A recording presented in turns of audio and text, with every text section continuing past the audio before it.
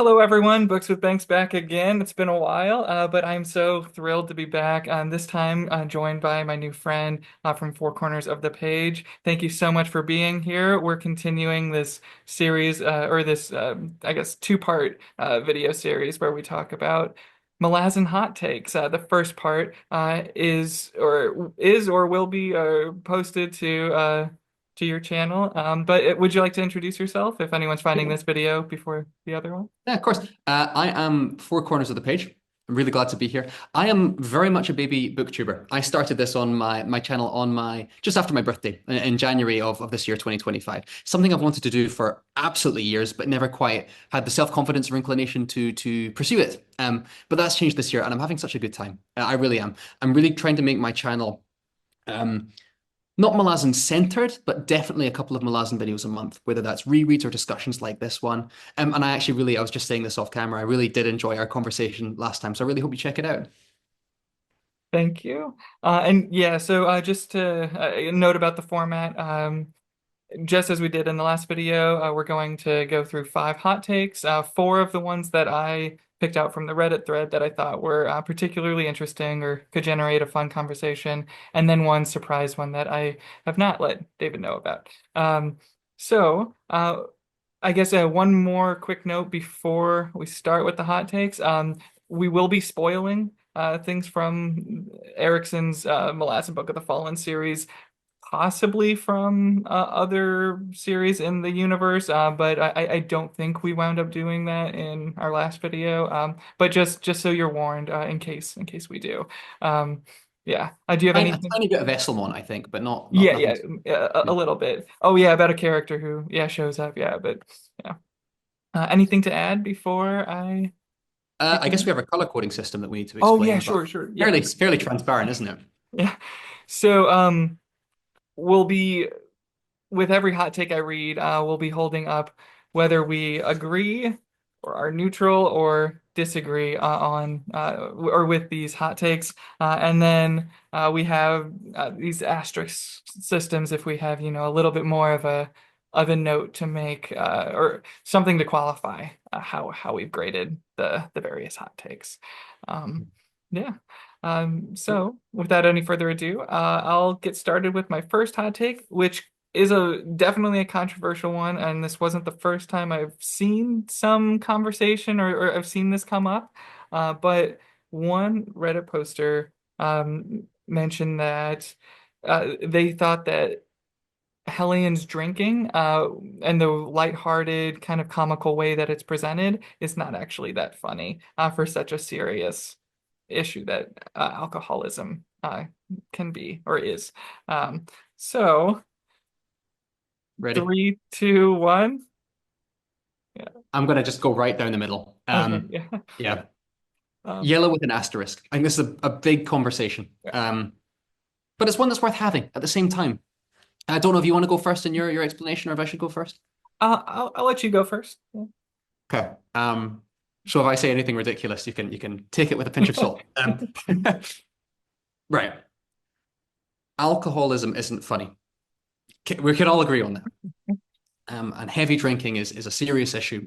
Um, and it's not funny. Absolutely. However, and I want to be very careful how I frame this, and please, if I say this incorrectly, take it with the grace that maybe it deserves, because what I'm trying to get across, the situations that Helen finds herself in through her own making are funny. Um, they are, and I'm particularly thinking of the fact that Helen in Reaper's Gale, and again we're into spoilers, conducts this military campaign by visiting from pub to pub to pub across a continent is just hilarious. It's really funny. So that did have me just chuckling all the way down. And similarly, the conversations that Helen gets into through her inebriated state are quite funny. I think that her kind of taking the two twins as double vision, is that what it is? Right, That right, yeah. maybe doesn't quite land as much for me, but I would be lying if I said that I wasn't enjoying the scenes Helen is in. And part of that is she is this kind of manic, um, unhealthy, kind of tragic character. But yeah, I think when I've been considering this one ever since we sent the list to each other. mentally, and I don't know if this is a good thing to do either, I kind of parse the tragedy that goes on with Helion from her antics. And I think also you can relate that to the real world, I guess. Sometimes the reason that people do drink to excess is because they kind of enjoy that fun life of the party style that kind of sometimes at the beginning can accompany that. And often, that experience will lead into disease and addiction and tragedy. But part of the difficulty with alcoholism is how fun it seems from the outside. I think Erickson is actually being very clever with Helene's alcoholism because it is an entertaining read and it does make you think, should I be enjoying this? Is it okay to be enjoying this? And I haven't made my mind up for that, which is why I'm going completely down the middle. But Yeah. that's kind of my take on it. I'm still not sure I'm very happy with it, but that's kind of where I'm coming down right now. Yeah, I think I agree with pretty much everything you've said. I think I mean I guess the biggest reason that I agree with the hot take or why I could see myself holding up the green card instead is obviously anyone reading Hellion's character who has maybe a lot more like personal experience with an alcoholic who um maybe exhibited a lot of the same behaviors, sometimes comical, sometimes extremely serious and tragic, kind of character traits that Hellion does. I can totally understand that not being an enjoyable read for many people. Yeah. But I don't think it's like I don't think first of all by Erickson including it, I don't think that he's asking everyone to enjoy it. I really think it's just here's another type of comedy, and kind of like how you said, parsing the alcohol addiction kind of aspect from just her behaviors and the antics and the sort of goofball comedy of it all. Um, I think he's just sort of he's playing around with a version of comedy that we don't really see anywhere else in the series. And when I get to those scenes, even if I'm not, sometimes I am laughing along, sometimes I'm not, but I kind of always just interpret it as, oh, I see what he's trying here. He's working with this character type, or this Mm. archetype, but I don't ever really see it as, a case of should he or shouldn't he be trying this. I think it's great that he's trying it and that he's trying out writing from that point of view. Um, I also think kind of why the yellow and why I would disagree that the lighthearted kind of thing isn't appropriate or that isn't that likable. When I so I just brief backstory. I studied history, and I've studied some like pretty serious atrocities in history, and um, I so many accounts are of like imperial soldiers or like, colonizers. You get so many accounts of how drunk or otherwise intoxicated these soldiers are. And so it doesn't seem particularly like outlandish to think that someone would be as drunk as Hellion is all the times in these books.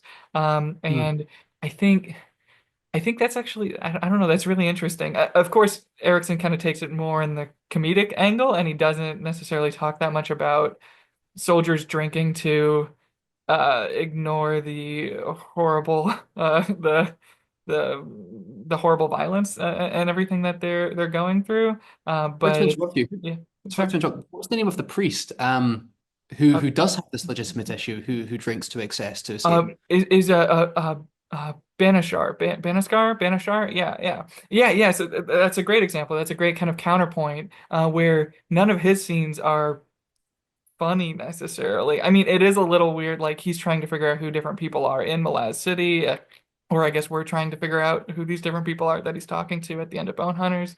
Um, but but yeah, that is kind of a nice sort of flip side of the coin. But yeah, no, I think it's interesting. I've never for one second thought, oh, I would have rather that not been in the books, but I can understand someone being a little bit turned off or not as engaged with that story, especially if someone has a lot of experience, a lot of more like tragic experience with that. Yeah. And you know, Sorry if I went on too much. there's a similar controversial opinion of a totally different, unrelated topic, but the treatment of Herb. Not Yeah. Herb. Oh my goodness. Oh my goodness. Uglalapung. Forgive Oh me. yeah, yeah. Uglalapung in Midnight Tides. And the experience he goes through in that book, and whether that should be framed as a comedic aspect, when you could make the argument that he's actually just being pretty much assaulted the whole book, or taken advantage of at the very least. Right. Um, it's interesting, and I don't have a real strong opinion on that one either. You've come here for the hot takes, and we're giving Right. very Yeah. lukewarm in the middle answers. But for me, I could see why this would be one of the bigger criticisms of the work as a whole. Yeah. Um, and I really struggle to make my mind up on this one, if I'm honest. I've got more firm opinions on the other one, if Okay, that yeah, helps. yeah. Well, I'll move on to some of the other ones, so we can, move away from such a serious topic. Let's see, what's the You know, next it'd be one? worth coming back to that discussion in a few months. Let it Yeah. percolate. See if we Oh, come up yeah, with. yeah. Yeah. Yeah.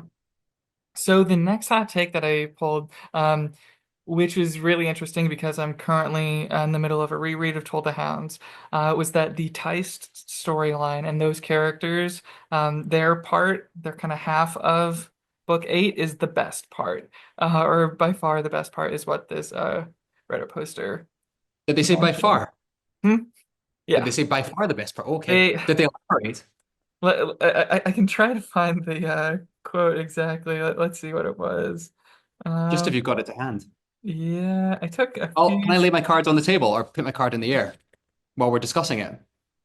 I'm a firm red on this one. I Me just, too. Me too. I'm really interested in this take. Me too. Yeah. So yeah, the quote is so they don't use the words by far, but they say the Tice storyline in Toll the Hounds is more interesting than the Darujhistan storyline. In fact, the Darujhistan storylines in Gardens of the Moon and Toll the Hounds are the weakest parts of the series, and it wasn't until Orb Scepter Throne and that Darujhistan was finally interesting.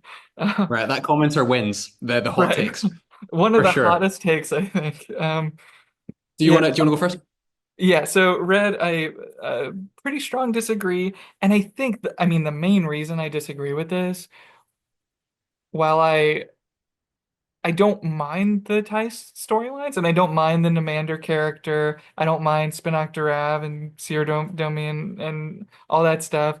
Um, we don't have that much history with them. We just don't have that as much of a connection with those characters as we do with everyone that's showing up back in Darujhistan. Also, I think one of the main reasons I love Toll the Hounds is because of the voice, or like Kroop's narrative voice that carries throughout it, and it's much more explicit and much more like on the page in the Darujhistan parts of the story for obvious reasons. So it's sort of like, I mean, when I think about the book, I think about Kroop first, and I think about Darujhistan, and I think about where kind of my favorite parts of that epic climax happen.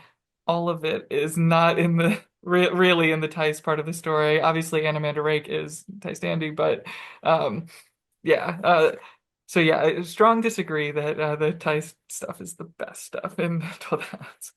I would agree with basically everything you said. I think so much of what I love about Toll the Hounds is it's such a rewarding book.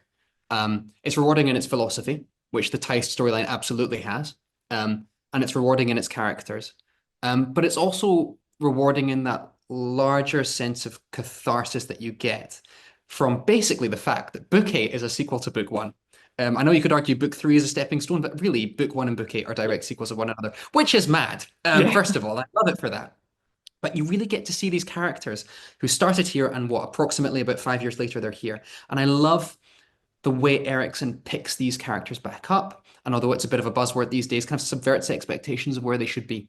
So you've got Harlow as an example of that, who's, I think the impregnation of who turns out to be Harlow turns out, in this book. That's really interesting what happens there. I think oh my goodness, I'm blanking on some names, but the whole gang. Murillo would be a really strong example. Um, Book one, he's almost this kind of figure of not fun, but charismatic leader to look up to, and you see him in this kind of nadir of his life.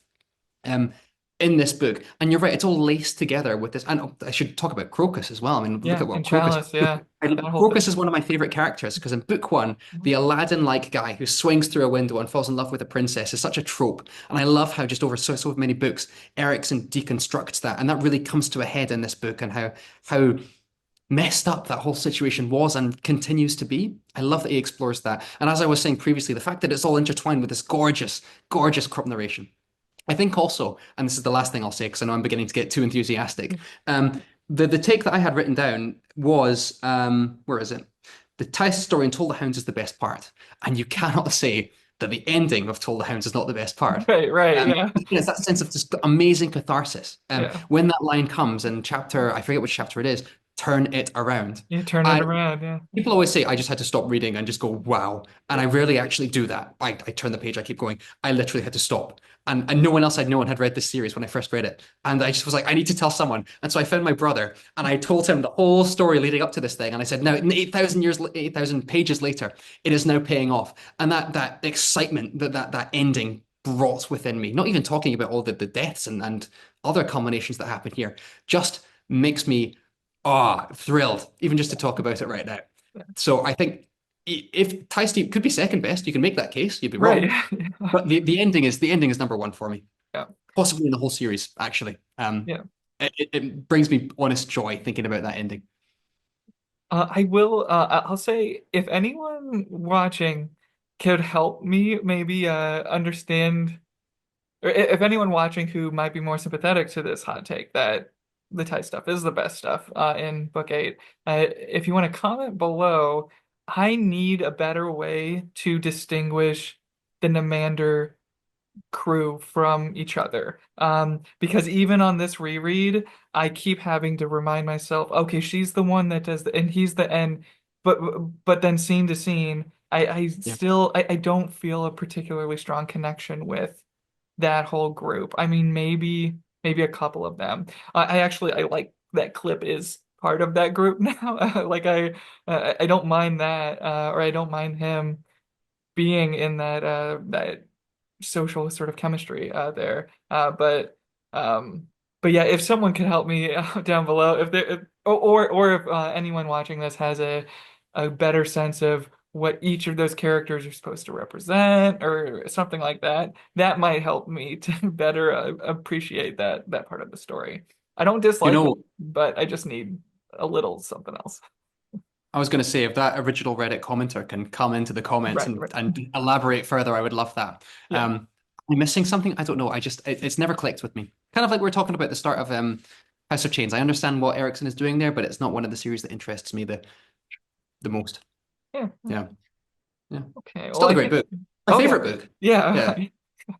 I think I'm gonna move on to my next one. And I was going through where I pulled these from, and I found out that my last two hot takes came from the same Redditor because it was great that like when you posted the initial question, several people had like bullet point list of like six or seven or eight different hot takes. So I hadn't realized that these both came from the same person. But the first of them is, let me pull it up.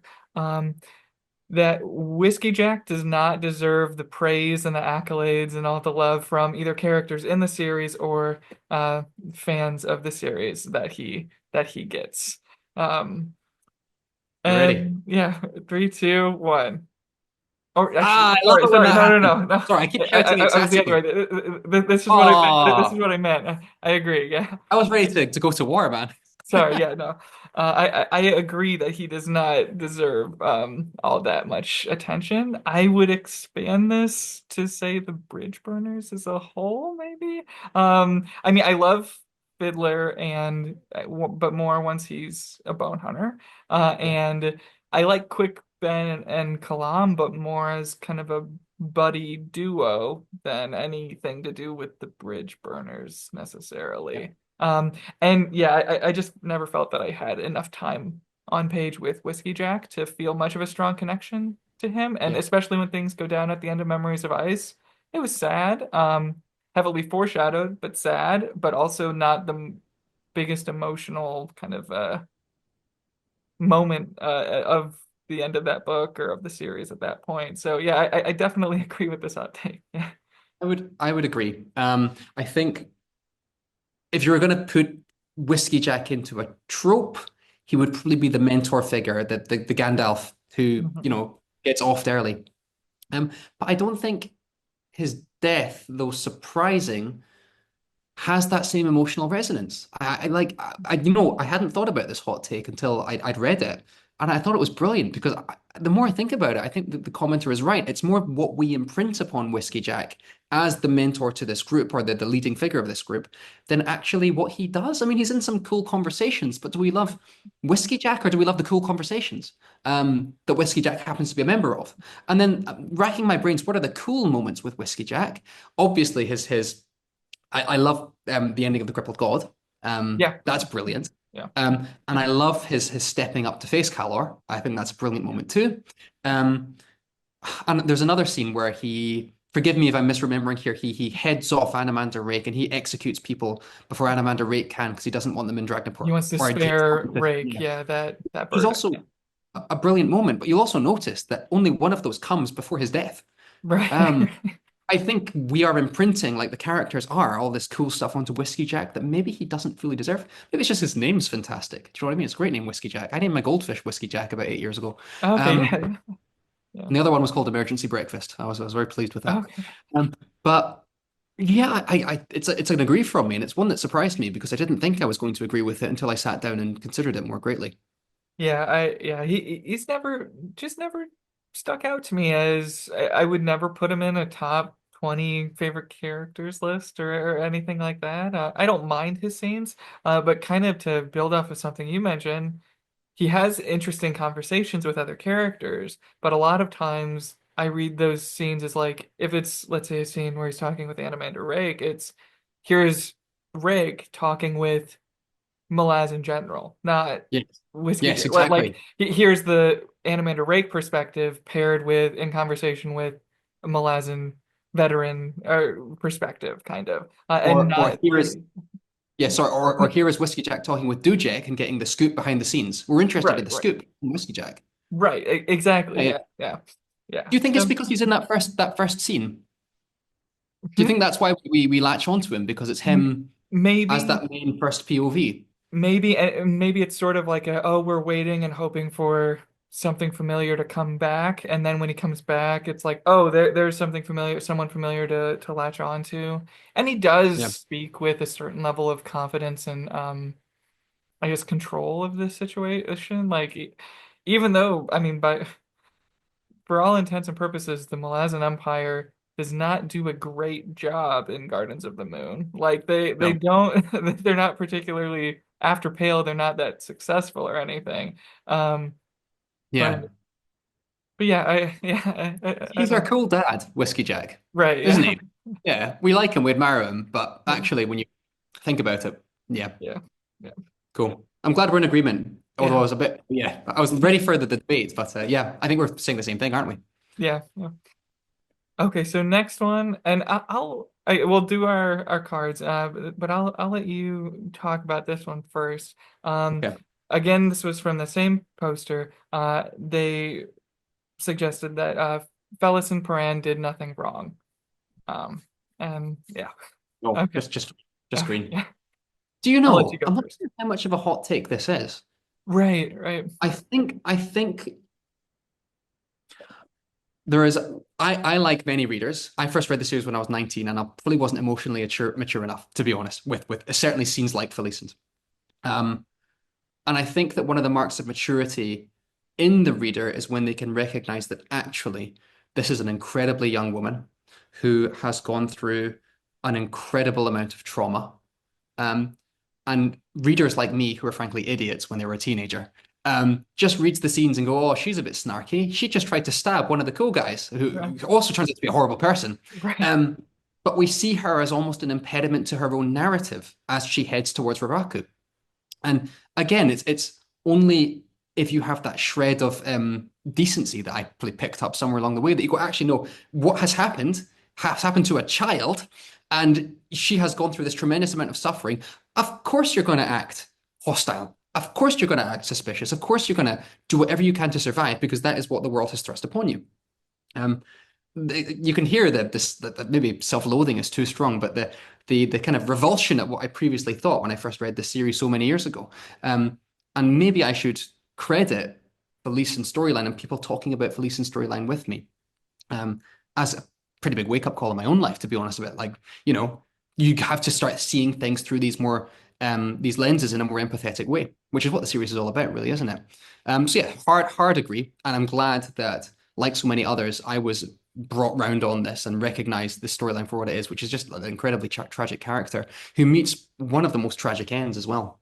And sorry, the other thing I was just thinking of as I'm talking is the tragedy never stops. You know what I mean? She gets to Raraku and she kind of just becomes controlled by another group of people or the whirlwind goddess, and this poor lass never gets a break, Yeah. which is tragic. And all her behavior is absolutely what you would expect from someone put in that situation. Yeah, I would echo everything that you just said. I totally agree. I think I also think kind of the phrasing of this stuff, and I mean on Reddit there were a bunch of people saying stuff like Calor did nothing wrong, and like this is Yeah. common. So and so did Malik Rel did He nothing killed wrong. children. Right, right, right. Yeah. But like w when thinking, did Felisin Paran do anything wrong? I just think it, regardless of whether or not there were specific moments when she did not behave most mechanical, like or logical, optimal, or whatever, just talking about her behaviors or her actions in the context of right and wrong, it's so like it feels so inappropriate, and it feels Yes. just so so off to me to think, Yes. was it wrong of her to do certain things? I I don't really care if it was right or Yeah. wrong. Yeah. Like and yeah, and I mean it's so much of it is about survival, and so much of it is about um her she's never given the opportunity to understand, like as she's growing up, as she's, she starts this journey of horrors and torment in her teenage years. And so as she's growing up, she doesn't ever get the chance to, I guess, learn about a kinder, more sympathetic world. And so then I don't know, like it almost feels like there's like when we read the book, like we all probably, or a lot of the readers probably understand or have a much kind of nicer view of humanity than Fellison was ever given. Yes. So yeah, Yeah. yeah, just the whole right and wrong thing. It's weird. Yeah, if anyone were ever to tell me that Fellison did things wrong, the It's the only wrong way, framing, isn't it? You're absolutely right. right? And like I would think, like, do you mean she should have? I don't even really know where she had choices or freedoms to do certain, You like should have been make nicer to different both. choices. Yeah, yeah. You're Yeah, right. I guess yeah, she choosing her words with these men who are men she barely knows, who are very intimidating, scary outcasts. They could be criminals actually, because oftentimes criminals were the ones sent to the mine. So like, yeah, it's yeah. How old is Felicia at the start? It's about 13, 14, right? Yeah, Is it I ever think said 13 or explicitly? 14. No. Yeah. You know what? Just thinking about it, I do appreciate what Erickson did at the end of The Crippled God, where forgive me if I'm misremembering, but one of the final, in fact, the final scene of Tavora, I could be wrong, is her going up to Ganoes and saying, I lost Felicia. Like I And that couldn't save her. Yeah, it's yeah. something like that. Uh-huh. And that 6 books later, and I would disagree with the hot take we discussed in my video that the Parans are the main characters. I do deeply appreciate that this character was where we left and that there was recognition of her because the tragedy of her death is that there was no recognition of everything she'd been through, um, and she was ultimately kind of just faceless in the end. Um, yeah, it's a hard one. It's a hard one. Yeah, yeah. I would It's a agree. hard one, but What also you said just about the as, framing. sorry. I think what you said about the incorrect framing of the statement or the question is apropos. Is Yeah, appropriate. yeah. Yeah. Um, I think I don't have anything else to say about that one. But if you're ready, I'll move on to my hot take that I haven't told you. That's a bit of a surprise. I'm not sure how hot of a take this is, and it comes with qualifiers, as I feel like everything I say about Malazan comes with. Yeah. Um, but I I wrote down a good way to phrase this. Okay. Trull Sengar is my third favorite Sengar brother to read about. I enjoy reading two of his brothers more than him, for pretty much any time they show up. I Who's enjoy both of reading them? Roulad and Fear. Any chapter with Roulad and Fear, I love. Any chapter with Troll, it's fine. Um, yeah.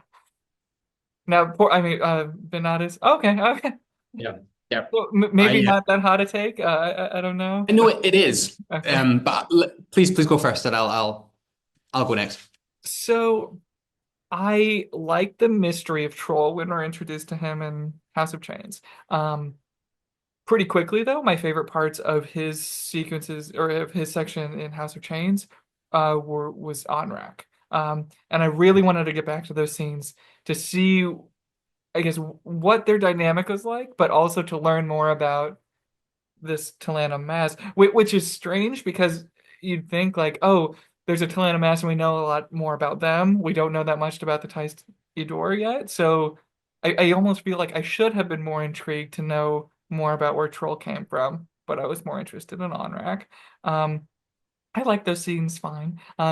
Then Midnight Tides, I liked him, or I liked Troll as a narrator, but for the Edor camp stuff, my favorite narrator there and one of my favorite characters is always going to be Udanas or Udane. I'm not sure the pronunciation, but Yeah. yeah, the Edor camp Udinese is much more interesting to me than Troll Sengar. And then in Reaper's Gale, I just adore reading fears or reading about Yes. fear in that traveling group and and everything they go through. And then, I mean, even to the extent that I was more upset, I think, that Fear died than when Troll died. That might be the real hot take. I don't know. But Yeah. but Yeah. I then see where you're coming from. also Roulette has just so much going on, and I feel like I don't need to make this as strong a case for Roulette because I think it's just such an interesting point of view to be in, where I would expect most people would kind of understand why it's interesting to be in to spend time with such a tormented character. But yeah, I was yeah, I'll just put it this way. I was more upset to not get any more scenes of Roulette and Fear at the end of Reaper's Gale than I was to know we wouldn't get more scenes of Troll. Um, or yeah, yeah. It is a hot take, and I know it's a hot take because this was years ago. I don't know where I posted it on social media, the Facebook group or whatever. But I posted something along the lines of, "Do you remember that meme where it was like, it's very dated now. I'm going to age myself.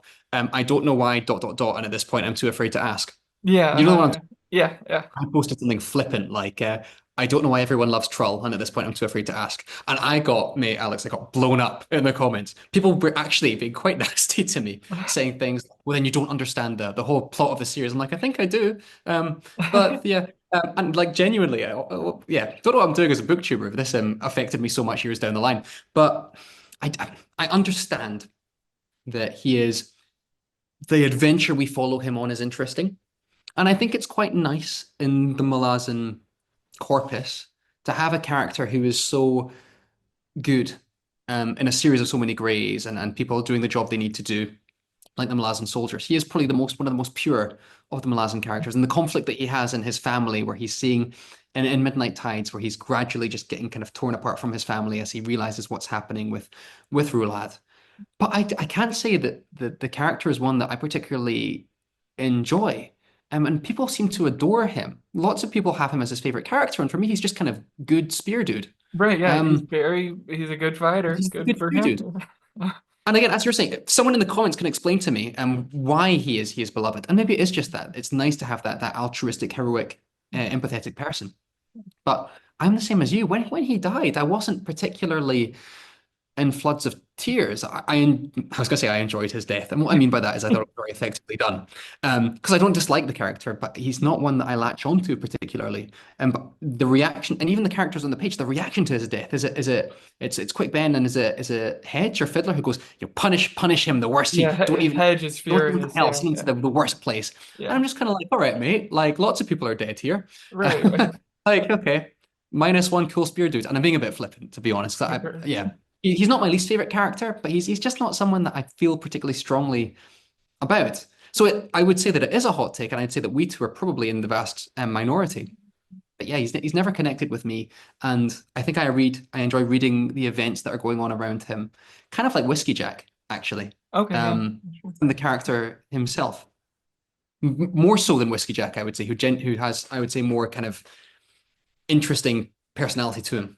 Um, I think I will say I'll add a slight asterisk to this with there is kind of a stretch of a few chapters in Midnight Tides where I do really, really enjoy Troll. And this is when the wars has started and he befriends the demon Lilac, is that its name? Yes, Yeah. yeah, that's a good So sequence, isn't it? that whole dynamic I love, and then him wanting to heal other and like getting in fights with his brother and his mom, and I like how he behaves in that like in their march to Lathyrus. Um, so I do I think I can understand that part of his character, but that is really kind of a bit of an island of behaviors for him. I feel like in the back half of Midnight Tides, where a lot of how he acts at the beginning of Midnight Tides is a lot of what he's on the journey to return to from book four or in book four, six, and seven. So yeah, I yeah, He's also one of the few characters who stay properly dead as well. right, right, yeah, And whose character arc doesn't have much of, I mean, it does have a conclusion, but it does feel abrupt, purposely so. And I wonder if that's why also people kind of stay with this character. I wonder if he kind of kept all the way to the end of book 10, if he'd kind of be like, I don't know, Bryce Benedict, who oh people yeah, enjoy, but right, don't have that huge fan base behind. If maybe it's the fact he was kind of cut down in his prime that make people enjoy him much more. yeah. I almost wonder if there's a sort of a Ned Starkification of characters, Yes. where like with characters like Whiskey Jack and Troll, like you take your main hero character, you sacrifice them, and then does everybody remember, oh, those were the good days Yeah. before the author brutally sacrificed this hero? Yeah, Um, yeah, absolutely. and they get a little bit maybe overblown in our memories, yeah.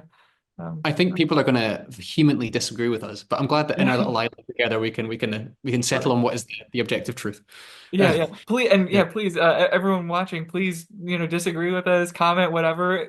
Of course, remain respectful in the comments with each other and with whatever. like But like and subscribe first. yes, yeah, to my channel and to four corners of the page. Please. Yeah. Do you know what? I think we had a really good mix of opinions there. What I enjoyed is that I think there was only two or three solid agreements between us. Right, I think right. most of them were in this video actually, but one thing I adore about Malazan is it's so big. There's such a difference of opinion, and I'm really Yeah, glad we could do this. And I want to do more of this kind of stuff. If you have any more hot takes and you want to message it to me, yeah, both to sure. yourself, Yeah, Alex, and the comments, I'm more than up for another round of this. yeah, of course, yeah. Well, Cool, thanks for thinking of this idea, and thanks for inviting me to do these. Yeah. absolutely.